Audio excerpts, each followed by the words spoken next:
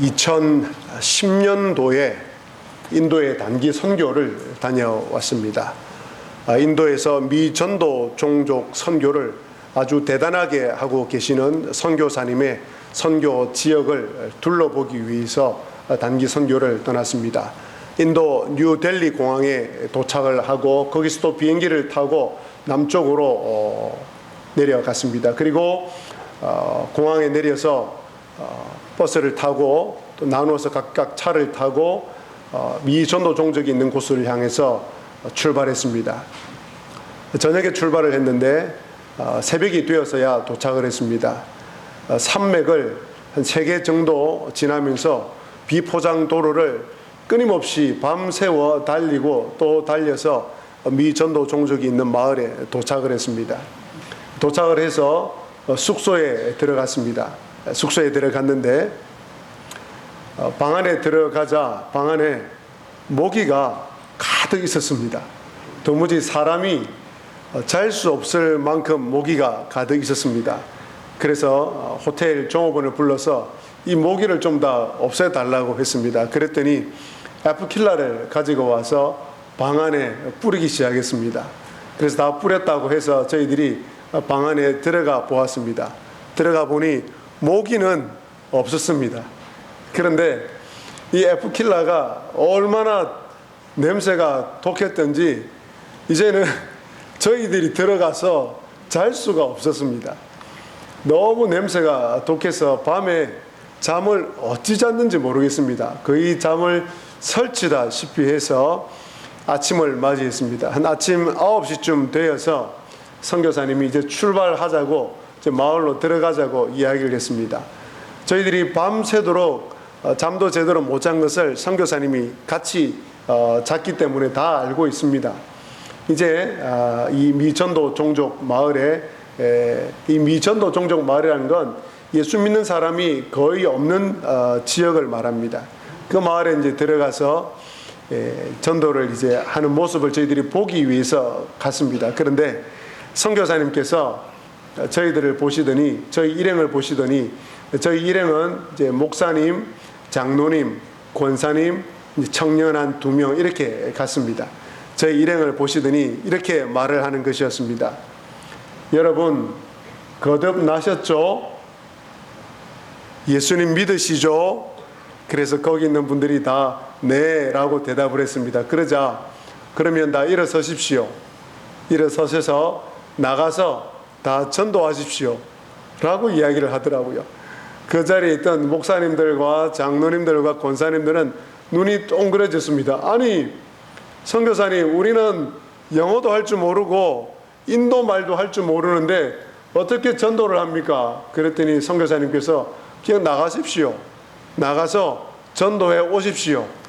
마을에 들어가서 전도하시고 11시까지 여기에 오라고 다 이 공터에 오라고 초대를 하십시오 라고 하면서 선교사님은 나가버리는 겁니다. 우리는 어떻게 해야 되겠습니까? 난처해졌습니다. 우리는 영어도 인도어도 하나도 할 줄 모르는데 전도를 할 준비를 아무도 안 해왔습니다. 선교사님이 어떻게 사역을 하시는지 정말 대단한 사역을 하신다 해서 그걸 보러 왔습니다. 근데 선교사님은 우리 보고 거듭나셨죠? 예수님 믿으시죠? 다 구원 받으셨죠? 그러면 됐네요. 나가서 전도하십시오 라고 이야기를 하는 것이었습니다. 그래서 우리는 2명씩 조를 짜서 마을로 나갔습니다. 가서 어떻게 했는지 아십니까? 정말 유일하게 할 줄 아는 영어 Jesus loves you. 예수님은 당신을 사랑하십니다. Jesus loves you. 사람들이 쭉 있는 걸 보고 Jesus loves you. 또 이것마저도 잘 안 되는 권사님들, 장로님들은 한글말로 하나님은 당신을 사랑하십니다. 예수님은 당신을 사랑하십니다. 그리고 이제 시간을 알려줘야 되잖아요. 시간은 또 영어로 할 줄 아니까 11 o'clock 그러면서 또 이제 장소를 이야기해야 되니까 장소를 또 뭐 영어로 길게 말할 수 없잖아요. 그러니까 그냥 대어 손가락질하면서 또 어떤 권사님들은 서 계신 인도 사람들을 보고 저기 라고 이렇게 이야기를 하면서 1시간을 딱 이 방법으로 전도를 했습니다. Jesus loves you. 11 o'clock. there. 저기 공터 손가락질을 하면서 막 손으로 발짓을 하면서 이렇게 1시간 동안 전도를 했습니다. 전도를 하고 1시간 뒤에 저희들이 공터에 와 있는데 정말 이런 일이 있을 수 있습니까? 한 60명 가량이 이 공터에 몰려드는 것입니다. 선교사님이 그분들에게 복음을 전하고 예수님을 믿으실 분 손을 들으라고 이야기했습니다. 그러자 한 10명, 제 기억으로 한 10명에서 15분이 손을 드는 것입니다. 여러분, 손을 들면 안 되는 지역에 저희들이 갔거든요. 불과 저희들이 가기 3개월 전에 예수 믿는다는 것 때문에 그 마을에서 순교가 일어났던 지역입니다. 예수 믿으면 죽는 마을이었습니다. 마을 사람들로부터 죽임을 당하는 지역에 저희들이 갔는데 그 선교사님의 복음 전도를 듣고 손을 들고 예수님을 믿겠다고 하는 것이었습니다. 그래서 오늘 저는 여러분들에게 이 선교사님이 했던 것과 똑같은 방식으로 하려고 합니다. 자, 여러분들에게 물어보겠습니다. 여러분들 다 거듭나셨죠? 구원 받으셨죠? 예수님 다 믿으시죠? 그럼 됐네요. 앉아있지 마시고 다 일어나시기 바랍니다. 아무도 안 일어나시네요. 다 일어나셔서 밖에 나가셔서 30분 동안 전도하고 들어오십시오. 그리고 다시 예배를 드리겠습니다.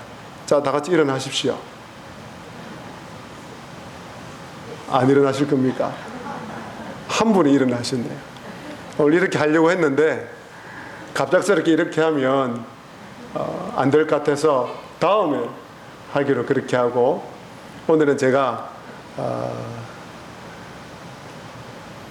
전도 대상자를 작정하는 시간을 가지고 그 전에 우리가 2주간에 걸쳐서 거듭남에 대해서 설교를 들었는데 거듭났는지 안 났는지 한번 손을 드는 시간을 갖도록 하겠습니다. 그 전에 먼저 거듭남이 무엇인지, 어떻게 거듭남이 일어나는지 말씀을 드리겠습니다. 요약해서 말씀을 드리겠습니다. 거듭남, 즉 구원은 복음을 듣고 믿을 때에 거듭남이 일어납니다. 그러면 복음, 좋은 소식이란 어떤 내용이 있습니까? 하나님의 아들 예수님께서 우리를 대신하여 죽으심으로 우리의 모든 죄값을 지불하셨다는 것이 복음입니다. 예수님의 의가 우리의 의가 되었습니다. 그래서 죄인된 우리에게 임한 모든 하나님의 진노가 다 제거되었습니다. 그 예수님께서는 우리의 죄를 위해 죽으시고 다시 부활하셨습니다. 이 모든 것을 이루신 예수님을 믿으면 거듭나게 됩니다. 이 예수 그리스도를 내 삶의 주인으로 모셔드리면 거듭나게 됩니다. 이렇게 거듭난 사람은, 이렇게 구원받은 사람은 지금 이곳에서와 그리고 저 영원한 하나님께서 다스리시는 그 나라 천국에서 영원토록 살게 될 뿐 아니라 이곳에서 그리고 그 영원한 하나님 나라에서 참된 생명과 참된 기쁨을 누리며 살아가게 됩니다. 이것이 거듭나는 방법입니다. 그리고 거듭나는 내용입니다. 이제 여러분에게 여쭤보겠습니다. 또 손을 들라고 하면 부끄러워서 손을 못 드는 분이 계실 것 같아서 마음속으로 손을 들어 보시기를 바랍니다. 정직하게 그리고 진지하게 손을 들어 보시기 바랍니다. 이것은 여러분 인생에 있어서 어쩌면 가장 중요한 질문이 될 수 있기 때문입니다. 먼저 나는 거듭났다, 나는 구원받았다. 나는 하나님의 자녀다. 나는 하나님의 나라 백성이다. 나는 지금 그래서 그렇기 때문에 나는 지금 죽어도 천국에 갈 수 있다. 나는 하나님을 내 삶의 주인으로 모시고 살아가고 있다. 라고 확신이 드시는 분은 마음속으로 손을 들어주시기 바랍니다. 이제 손을 내리시고, 그 다음에 목사님, 저는 아직 확신이 없습니다. 믿는 것 같기도 하고 믿는 것 같지 않기도 하고, 구원받은 같기도 하고 구원받지 않은 같기도 하고, 어떤 때는 천국에 갈 확신이 있는 것 같기도 하고 어떤 때는 천국에 갈 확신이 없는 것 같기도 하고 잘 모르겠습니다, 목사님 라고 하는 분 마음속으로 손을 들어 주시기 바랍니다. 예, 감사합니다. 손을 내리시기 바랍니다. 이제 마지막 세 번째로, 목사님, 저는 목사님 말씀을 2주 동안 듣고 오늘 또 들으면서 제가 거듭나지 않은 것이 확실합니다. 저는 아직 하나님을 믿는 사람이, 예수님을 믿는 사람이 예수님이 나의 주인이 아닌 것 같습니다. 저는 여전히 제 생각대로 살아가지 주인된 예수님의 생각대로 살아가는 것 같지 않습니다. 제 삶의 주인은 여전히 예수님이 아니라 저인 것 같습니다. 라고 생각이 드는 분 마음속으로 손을 들어 보시기 바랍니다. 예, 감사합니다. 손을 내려주시기 바랍니다. 거듭났다고 확신하고 손을 드신 분들은, 구원받았다고 확신을 하고 손을 드신 분들은 여러분 안에 예수님이 계시고 예수 생명이 계시기 때문에 여러분은 반드시 예수님을 닮아가게 될 것입니다. 그렇다면 여러분은 이 확신을 한 분들로서 인격의 열매, 성품의 열매, 성령의 열매를 교회와 교회 밖에 있는 모든 사람들에게 보여주시기를 바랍니다. 여러분의 거듭남의 증거를 보여주시는 삶을 살아가시기를 바랍니다. 잘 모르겠다고 하신 분, 확신이 있기도 하고 확신이 없기도 하고 하신 분들은 언제든지 좋습니다. 저에게 찾아오시기를 바랍니다. 찾아오시면 제가 여러분들이 정말 거듭났는지 거듭나지 않았는지, 구원받았는지 구원받지 않았는지, 구원을 분명히 받았는데 이분은 아직 본인 스스로 확신이 없구나라는 것을 제가 가르쳐 드리겠습니다. 마지막 세 번째로, 구원받지 않았다고 생각되시는 분들은 계속해서 교회에 나오셔서 말씀을 들으시기를 바랍니다. 구원 얻는 믿음, 거듭나는 믿음은, 이 믿음은 들음에서 나며 들음은 그리스도의 말씀으로 난다고 오늘 성경에서 말씀을 하고 있기 때문입니다. 오늘 말씀의 제목은 거듭남과 전도입니다. 지난 2주간에 걸쳐서 거듭남에 대해서 말씀을 드렸습니다. 그런데 2주간에 드린 그 말씀은 오늘 말씀의 서문에 불과합니다. 오늘 설교가 거듭남 시리즈 이 세 번의 설교 가운데 가장 중요합니다. 왜 오늘 설교가 가장 중요하겠습니까? 예수님께서 니고데모에게, 밤에 찾아온 니고데모에게 말씀을 하셨습니다. 뭐라고 말씀하셨습니까? 요한복음 3장 7절에 너가 거듭나야 하리라. 너가 거듭나야 하리라. 그런데 이 요한복음 3장 7절에 나오는 이 너가 거듭나야 하리라라고 했던 이 표현은 원어와, 그리고 그 원어를 영어 성경으로 번역한 영어 성경을 보면 좀 더 명확하게 나옵니다. 우리말 번역은 조금 약하게 번역이 되어 있습니다. 우리말은 너가 거듭나야 하리라 라고 되어 있는데 영어 번역은 이렇게 되어 있습니다. You must be born again 이렇게 되어 있습니다. 여기서 강조하고 있는 부분은 must be라는 단어, 영어 단어입니다. You must be born again. 한글로 풀어보면 너가 반드시 거듭나야만 하리라 라고 번역을 해야 됩니다. 예수님께서는 니고데모에게 이렇게 말씀을 하셨습니다. 니고데모야, 너가 반드시 거듭나야만 하리라 라고 말씀을 하셨습니다. 하늘로부터 오신 하나님이신 예수님께서, 살아계신 하나님의 아들 예수님께서 너가 반드시 거듭나야만 하리라 라고 말씀하셨다면, 니고데모뿐만 아니라 모든 사람은 반드시 거듭나야만 합니다. 여러분들이 거듭나야만 합니다. 여러분의 가족이 거듭나야만 합니다. 여러분의 친구가 거듭나야만 합니다. 여러분의 친척이 거듭나야만 합니다. 여러분의 이웃이 거듭나야만 합니다. 이 거듭남은 가장 중요한 일입니다. 여러분의 일생일대에 있어서 가장 중요한 일입니다.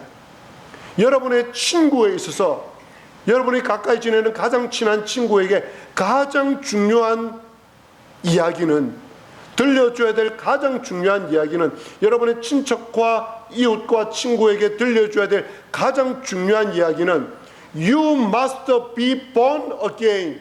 너가 반드시 거듭나야만 하리라 라는 문장입니다. 그런데 이 거듭남에 있어서 결정적인 역할을 하시는 분은 하나님이십니다. 성령님께서 이 모든 일을 주관하십니다.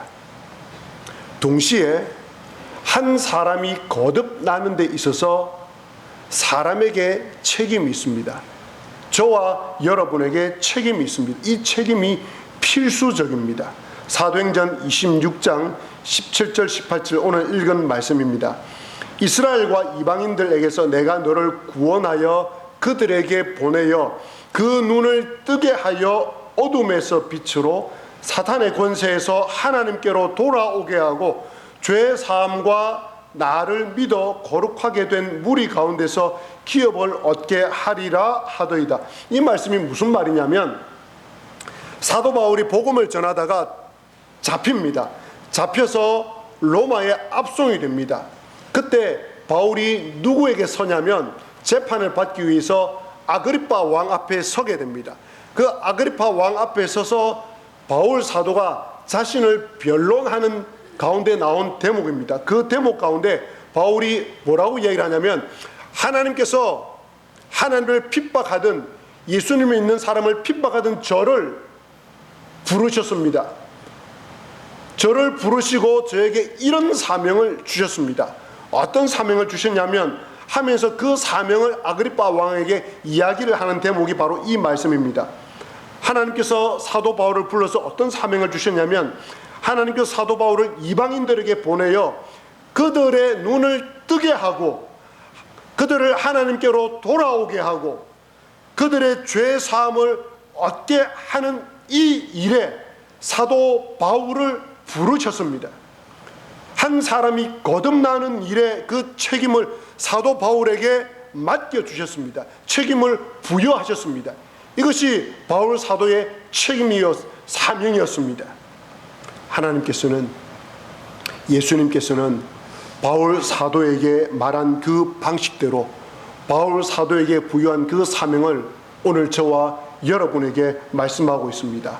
가서 그들의 눈을 뜨게 하여 그들로 하나님께로 돌아오게 하고 죄 사함을 얻게 해라. 그렇다면 사람이 거듭나는 일에 여러분이 반드시 필요합니다. 여러분에게 책임이 있습니다. 그래서 바울 사도는 로마서 10장 14절에 이렇게 선포합니다. 그런즉 그들이 믿지 아니하는 일을 어찌 부르리요? 듣지도 못한 일을 어찌 믿으리요? 전파하는 자가 없이 어찌 들으리요? 그러면 우리는 말합니다. 주님, 어떻게 이 거듭남에 대한 일을, 사람이 거듭나는 일을 우리가 책임질 수 있겠습니까? 우리가 할 수 있는 일이 없지 않습니까? 예, 맞습니다. 여러분들이 하실 수 있는 일은 아무것도 없습니다. 거듭남은, 구원은 오직 성령 하나님께서 하시는 일입니다. 하나님께서 거듭나게 하시고 하나님께서 각 사람에게 거듭나는 믿음을 주십니다. 그러나 생각해 보십시오. 우리가 전기를 만들어낼 수는 없습니다.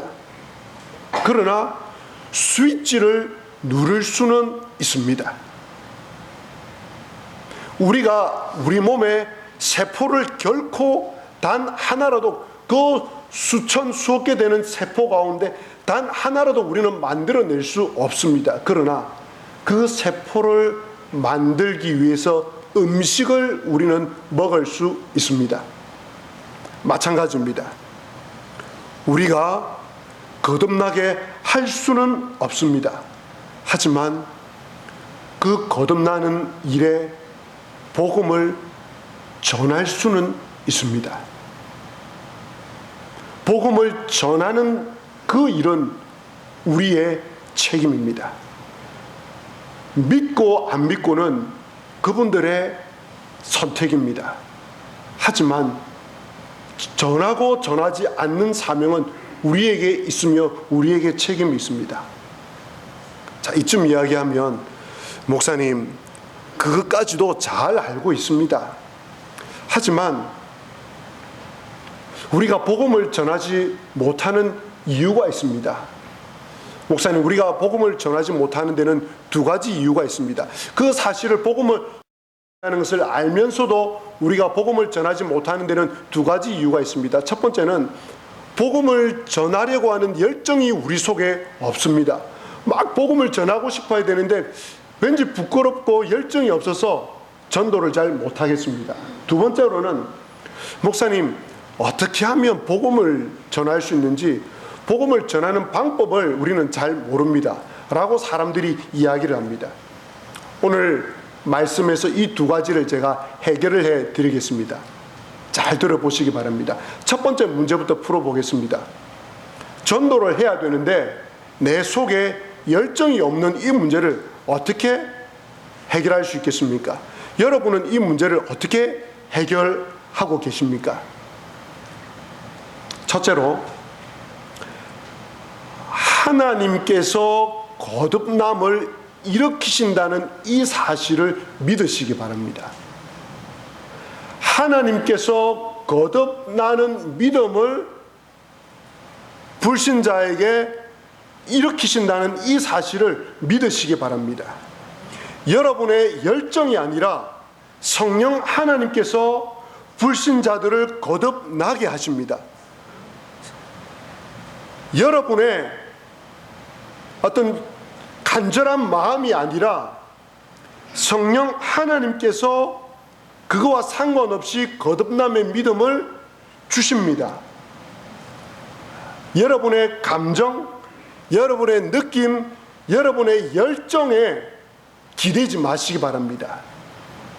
전도를 할 때 어디에 기대셔야 되냐면 하나님께서 믿지 않는 사람을 거듭나게 하신다라는, 지금도 거듭나게 하신다라는 이 진리에 기대시기 바랍니다. 그래서 기도하실 때 여러분의 느낌과 여러분의 감정과 여러분의 열정을 진리로 변화시켜 달라고 기도하시기 바랍니다. 아, 내가 아니라 내 열정이 아니라 하나님께서 거듭나는 믿음을 저 사람에게 주시는구나 라고 확신하시고 나가시기 바랍니다.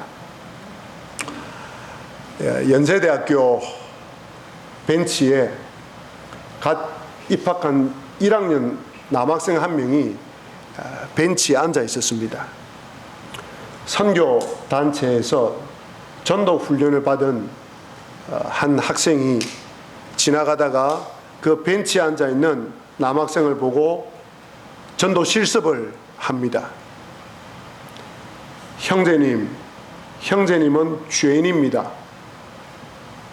그런데 딱 그 문장을 듣고 이 1학년 벤치에 앉아있던 1학년이 자신이 죄인임을 깨닫습니다. 그리고 그 자리에서 울기 시작합니다. 그리고 예수님을 영접합니다. 그 대학생이 졸업을 하고 군에 들어왔습니다. 광주에 가면 상무대라는 부대가 있습니다. 그 상무대 부대에 들어왔습니다. 그리고 저를 만났습니다. 저와 함께 아무것도 없는 광주 상무대 신우회를 조직을 했습니다. 그리고 저는 이 형제와 함께 광주 상무대에 있는 사병 신우회를 세우면서 많은 사병들을 하나님께로 인도했습니다. 정말 귀한 형제입니다. 그런데 그날 이 형제에게 전도 실습을 했던 그 선교단체의 형제는 자기가 던진 한마디, 형제님은 죄인입니다 라는 이 말이 이런 엄청난 역사를 일으키게 될 거라고는 상상을 하지 못했을 것입니다. 그런데 하나님께서 그 형제에게 그 한 줄의 문장 때문에 이 형제에게 거듭나는 믿음을 주시고 이 형제가 예수 그리스도를 모셔드리는 놀라운 역사가 일어났던 것입니다. 여러분의 열정에 기대지 마시고 하나님께서 거듭나게 하신다는 이 진리, 이 사실에 기대어서 전도하시기 바랍니다. 둘째로는 하나님의 인자하심을 맛보지 않아서 우리는 전도를 못합니다. 베드로전서 2장 2절과 3절 읽어드리겠습니다. 갓난 아기들 같이 순전하고 신령한 젖을 사모하라. 이는 그로 말미암아 너희로 구원에 이르도록 자라게 하려 함이라. 너희가 주의 인자하심을 맛보았으면 그리하라. 사랑하는 교우 여러분, 습관적으로 예배 시간에 앉아있지 마십시오. 건성으로 성경을 읽지 마십시오. 성경을 읽고 설교를 듣는 일, 이것은 아무렇지도 않은 일이 아닙니다. 하나님의 말씀이 선포되고 있고 하나님의 말씀을 내가 읽고 있는 중입니다. 그렇다면 이것이 하나님의 말씀일진데 이 말씀에 온 열정을 다해서 집중해서 말씀을 읽고 설교를 들으면 하나님을 만나는 놀라운 일이 일어납니다. 이 말씀대로 실천하며 살아갈 때 하나님의 살아계심을 경험하게 됩니다. 구원의 풍성함을 맛보게 됩니다. 정말 하나님의 인자하심과 하나님의 사랑하심과 하나님의 긍휼하심과 하나님의 자비하심을 맛보게 됩니다. 이 하나님의 놀라운 속성을, 성품을 맛보게 되면, 그 인자하심을 맛보게 되면 비로소 우리 가운데 하나님을, 내가 경험한 이 하나님을 전하고 싶은 마음이 생깁니다. 그러므로 말씀을 읽을 때에 우리는 너무 건성으로 읽습니다. 너무 쉽게 말씀 앞에 앉아 있습니다. 그러나 이것이 성령의 영감으로 된 하나님의 숨이 여기에 녹아있는 것이라 생각하면 우리는 말씀을 한자 읽을 때에 이 말씀이 나를 뒤엎을 것이라는, 이 말씀이 나를 굴복시킬 것이라는, 이 말씀을 통해서 하나님을 만날 것이라는 강렬한 기대를 가지고 말씀 앞에 나아가야 합니다. 자, 이제 두 번째 문제를 해결하겠습니다. 어떻게 전도해야 될지 모르겠다는 분들이 참 많습니다. 그래서 전도가 어렵다고 합니다. 답을 말씀드리겠습니다. 아마 여러분들께서 한 번도 들어보지 못한 답일 것입니다. 그러나 이것이 저는 답이라고 생각합니다. 어떻게 전도해야 합니까? 목사님, 전도가 너무 어렵습니다 라고 하시는 분들에게 제가 드리는 답입니다. 전도하지 마십시오. 눈이 동그래지셔야 되는데 전도하지 마십시오. 제발 전도하지 마십시오. 이런 설교 어디서도 들어본 적이 없을 겁니다. 그렇지만 제가 하나님 앞에 양심을 걸고 드리는 말씀이니 꼭 그대로 실천하시기 바랍니다. 전도하라고요? 하지 말라고요? 대답을 안 하십니까? 전도하라고요? 하지 말라고요? 하지 마시라니까요. 자, 말씀드리겠습니다. 섬기던 교회에서 전도 축제 팀장을 맡아서 정말 열심히 했습니다. 성도님들에게 전도하라고 이야기했습니다. 어느 권사님께서 목사님 때문에 이웃들 다 놓쳤습니다. 왜요? 가서 교회 가자고 이야기했더니 다음부터 우리 집에 오지 마라 라고 이야기를 하더라는 겁니다. 앞집 사람하고 잘 지냈는데 교회 가자고 말하는 바람에 그 앞집 사람이 다시는 우리 집에 오지 마세요 라고 했답니다. 그래서 그 다음부터는, 그전에는 정말 그 집에 잘 놀러 갔는데 이웃과 잘 친하게 지냈는데 전도했다는 것 때문에 이웃과의 관계가 끊어졌다는 겁니다. 사랑하는 교우 여러분, 좋은 이웃으로 지내십시오. 여러분 주변에 있는 앞동에 사는 분, 앞집에 사는 분, 옆집에 사는 분과 좋은 이웃으로 지내십시오. 전도하기 위해, 교회 데리고 오기 위해 좋은 이웃으로 지내지 마십시오. 전도하려고 좋은 이웃으로 접근하면 나중에 그것이 발각되면 정말 그 사람은 기분 나빠합니다. 속았다는 느낌이 듭니다. 아, 나를 전도하기 위해서 이렇게 저렇게 뭔가를 막 가져오고 막 그랬구나 라고 기분 나빠합니다.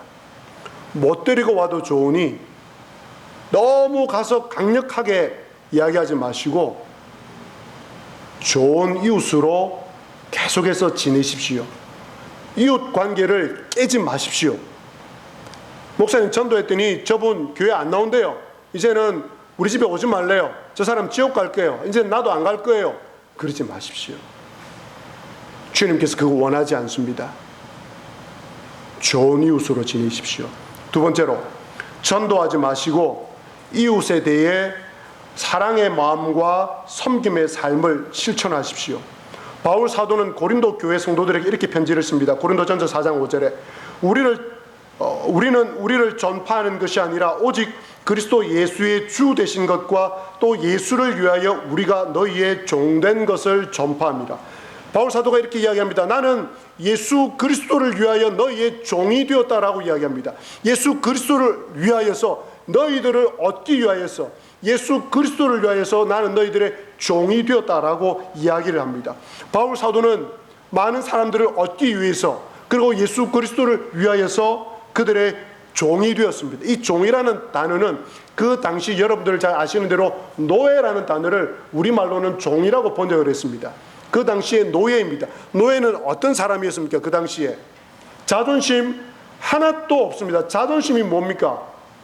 짐승 취급받던 사람이 노예였습니다. 바로 그 노예란 단어를 사도 바울이 쓰고 있습니다. 나는 예수 그리스도를 위하여서, 사람들을 얻기 위하여서 노예가 되었다라고 이야기를 합니다.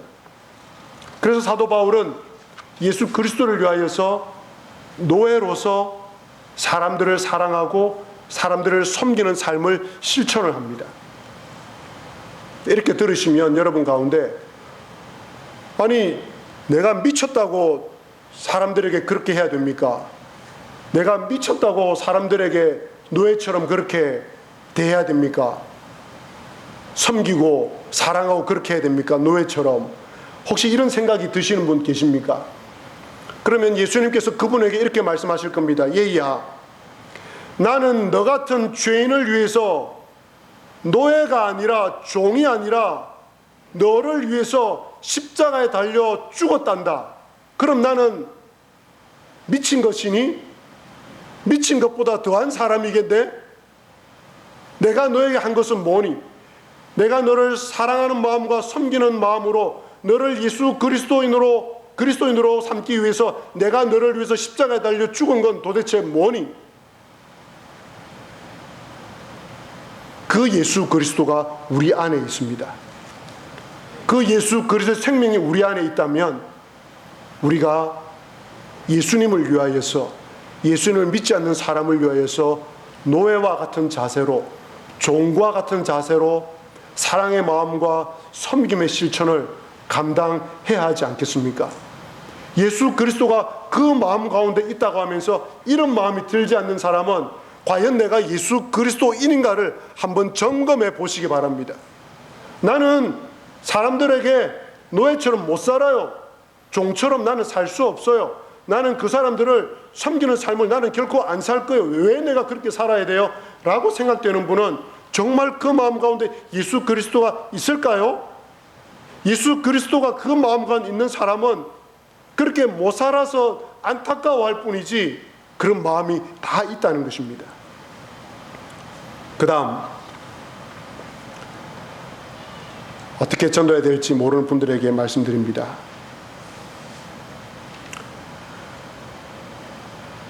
전에 있던 교회에서 새가족 교육을 하는데 제가 이렇게 이야기를 했습니다. 절에 다니는 분을 만나면 절에 다닌다고 아예 쳐다보지도 않는 사람들이 있는데 여러분, 그러면 안 됩니다. 절에 다니는 분을 만나면 어느 절에 다니는지 물어보십시오. 그리고 절에 몇 번 가는지 물어보십시오. 그리고 절에서 무엇을 배우는지 물어보십시오. 라고 말씀을 드렸습니다. 그리고 나서 그분들의 이야기를 다 듣고 나서 그러면 혹시 제가 믿는 예수님, 제가 다니는 교회에 대해서 한번 들어보시겠습니까? 라고 하십시오. 그러면 그거 거절하는 불교인 아무도 없습니다.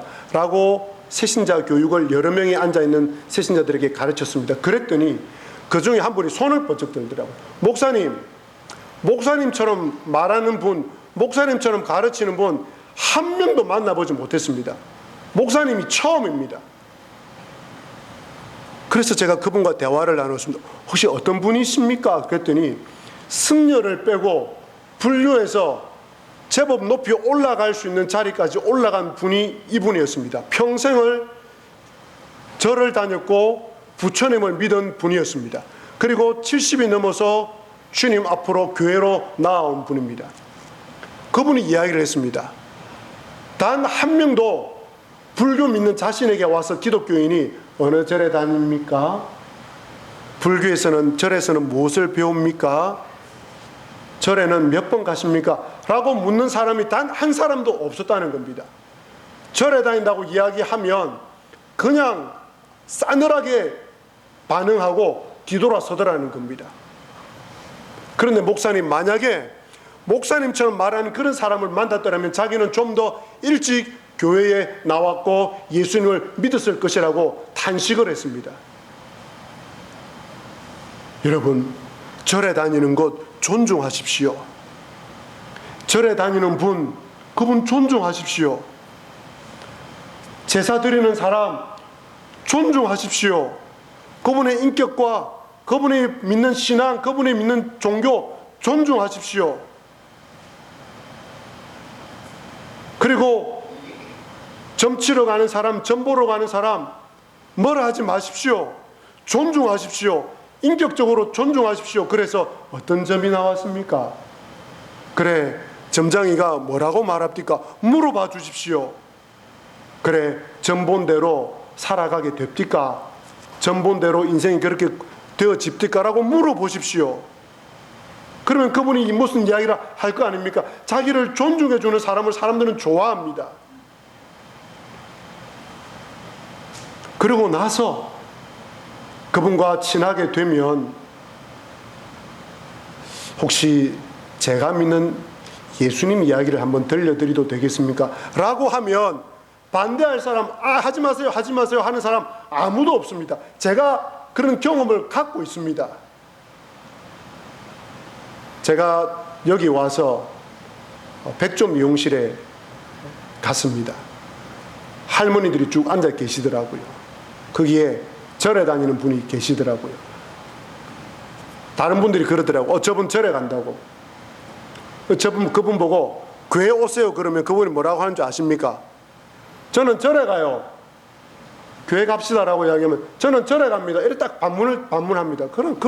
그러면 그 귀한 영혼을 주님 앞으로 인도할 수가 없어요. 어떻게 하라고요? 절에 갑니다. 그러면 그러세요. 어느 절에 가세요? 라고 물어보세요. 한 번도 아마 물어본 적이 없을 거예요. 기독교인들이.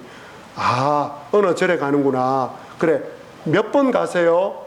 라고 하면 몇 번 간다고 물어봅니다. 그러면 절에 가서 뭘 배우세요? 라고 물어보세요. 그러면 잘 몰라요. 왜냐하면 절에 가면 불교에서 가르치는 이런 설법을 듣고 불교에 대한 지식을 많이 갖고 있는 분이 잘 없어요. 제가 더 잘 압니다. 제가 신학을 하면서 불교에 대해서 되게 공부도 하고 너무 매력적인 종교라는 걸 제가 공부하면서 깨달아가지고 하마터면 불교 쪽으로 갈 뻔했잖아요. 제가 이 고등학교 졸업하고 대학교 때 김천에 있는 직지사에 제가 친구랑 놀러를 갔는데, 저희들 때는 머리를 빡빡 깎는 시대였거든요. 머리를 빡빡 깎고 김천에 있는, 졸업하고 이제 바로 1월 달인가 그때 눈이 왔다 해가지고 김천에 있는 직지사를 갔는데, 그 친구랑 같이 갔는 직지사에서 이렇게 저희들 앞에 나타난 그 승려가 2명 중에 저를 보고 뭐라고 했는지 아십니까? 이렇게 다 합장을 하시더니 입문하러 오셨습니까? 그러더라고요. 제가 생김새가 꼭 절 중이 되면, 승려가 되면 딱 좋겠다는 생각을 그분이 가졌던 모양입니다. 저는 그래서 절에 대한 공부를 했어요. 너무 좋은 종교예요. 하나님을 몰라서 그렇지 진리를 이루는 데 있어가지고 참 좋은 방법을 갖고 있어요. 그건 다음에 또 설교를 하도록 그렇게 할게요. 존중하십시오. 그분을 정말 사랑하고 그 불교 믿는 분을 주님 앞으로 인도하시려면 물어보세요. 자, 이제 마지막입니다. 전도하라고요? 전도하지 말라고요? 전도하지 말라고요. 사랑의 마음과 섬김의 실천을 하라고요. 전도하지 마시고 좋은 이웃이 되시라고요. 자, 마지막 방법입니다. 그러나 전도하지 마십시오. 그러나 전도하십시오. 아니 목사님, 그건 또 무슨 말입니까? 전도하지 마십시오. 그러나 전도하십시오. 자, 교회에 나오신 분들 가운데 늦게 교회를 나오신 분들을 모아서 물어보았습니다. 왜 늦게 나오게 되었습니까? 어쩌다가 이렇게 늦게 교회를 나오게 되었습니까? 그분들에게 질문하고 통계를 내보았습니다. 통계를 내보았더니 놀라운 결과가 나왔습니다. 어떻게 나온지 아십니까? 그분들은 한 번도 주변 사람들로부터 교회 갑시다, 교회 가자라는 말을 들어본 적이 없답니다. 교회 가자라고 초대를 받아본 적이 없답니다. 그래서 늦게 교회를 나왔답니다. 지난 주간에 저희 교우 신방을 갔습니다. 그 교우는 지세포에 30년을 살았던 분입니다. 그리고 그분은 지금 예수님을 잘 믿는 분입니다. 때를 얻든지 못 얻든지 예수님을 전하려고 하는 분입니다. 그분은 지세포를 떠나서 서울에 가서 예수님을 만났습니다. 전도를 받고 예수님을 만났습니다. 그분이 뭐라고 하시는지 아십니까? 지세포에 30년을 살았는데 나보고 교회 가자고 말하는 사람 단 한 사람도 없었답니다. 중학교 시절, 고등학교 시절, 청년 시절, 어른 시절을 지내면 30년 동안 자기 보고 교회 가자고 말하는 사람이 없었답니다. 여러분, 지세포 교회 교우 여러분 뭐 하셨습니까? 여러분 그동안 뭐 하셨습니까? 100년의 아름다운 전통을 갖고 있는 지세포 교회 교우 여러분 그동안 뭐 하셨습니까? 100년이 넘은 교회, 전통 있는 교회 그거 자랑하고 다니셨습니까? 뭘 자랑하고 다니셨습니까? 무엇이 여러분의 교회의 자랑입니까? 주님께서 여러분에게 뭐라 말씀하시겠습니까? 이웃에게 예수님을 자랑해 본 적이 있니? 그들을 위해서 사랑의 섬김과 실천을 실행해 본 적이 있니? 지세포 교회가 이 지세포 지역에 사람을 섬기는 교회라고, 이웃을 섬기는 교회라고 얼마나 아름다운 소문이 나 있니? 라고 물어보시지 않겠습니까? 뭐라고 대답하시겠습니까? 오늘 예수님께서는 저와 여러분들에게 말씀하십니다. 지세포 주민들 모두가 거듭나야만 하리라. 이루면 모든 주민들이 거듭나야만 하리라. 거제시 모든 사람들이 거듭나야만 하리라. 아니, 열방과 민족과 모든 세상 사람들이 예수 그리스도를 믿고 거듭나야만 하리라. 이 일을 위해서 저와 여러분을 부르셨습니다. 이 일을 위해서 지세포 교회를 주님께서 피 흘려 값주고 세우셨습니다. 그렇다면 여러분을 통하여서, 지세포 교회를 통하여서 이 놀라운 일이, 이 놀라운 역사가 일어나게 되기를 간절히 바랍니다. 사랑하는 교우 여러분, 오늘도 내일도 여러분을 통하여서 그리스도를 알지 못하는 한 사람이 여러분의 초대를 받고 여러분의 사랑의 섬김을 통하여서 주님 앞에 나와서 그 예수 그리스도 앞에 무릎을 꿇고 예수 그리스도를 나의 주 나의 하나님이라 고백하면서 그의 영혼이 하나님의 생명책에 기록되는 놀라운 역사가 일어나게 되기를 간절히 바랍니다.